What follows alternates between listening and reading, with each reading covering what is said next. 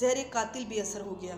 ایک مرتبہ سیدنا خالد بن ولید رضی اللہ تعالیٰ عنہ سے کچھ مجوسیوں نے عرض کیا کہ آپ رضی اللہ تعالیٰ عنہ ہمیں کوئی ایسی نشانی بتائیے جس سے ہم پر اسلام کی اقامت واضح ہو۔ چنانچہ آپ رضی اللہ تعالیٰ عنہ نے زہر قاتل منگوایا اور بسم اللہ الرحمن الرحیم پڑھ کر اسے کھا لیا۔ زہر قاتل کو بسم اللہ کی برکت سے اس زہر قاتل نے آپ رضی اللہ تعالیٰ عنہ پر کوئی اثر نہ کیا۔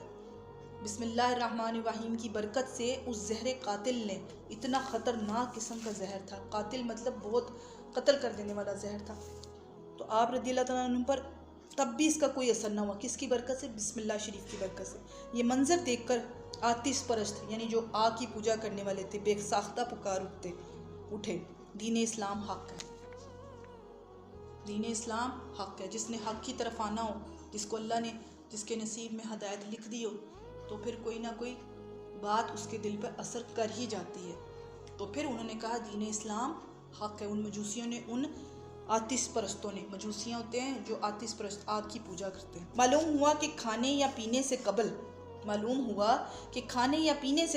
بسم اللہ الرحمن الرحیم پڑھ لینے سے جہاں آخرت کا عظیم ثواب ہے، وہیں دنیا میں بھی اس کا یہ فائدہ ہے کہ اگر کھانے یا پینے کی چیز میں کوئی نقصان دہ اجزاء بھی شامل ہوں گے تو بھی وہ انشاءاللہ عزوجل نقصان نہیں کریں گے۔